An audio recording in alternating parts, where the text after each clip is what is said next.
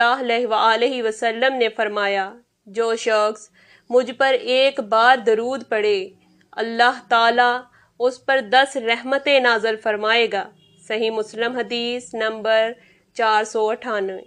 حضرت انس رضی اللہ تعالی عنہما سے روایت ہے کہ رسول کریم صلی اللہ علیہ وسلم نے فرمایا، ترجمہ: جو مجھ پر ایک بار درود شریف پڑھے گا اللہ تعالیٰ اس پر 10 رحمتیں نازل فرمائے گا اور اس کے 10 گناہ معاف کیے جائیں گے اور اس کے درجات بلند کیے جائیں گے۔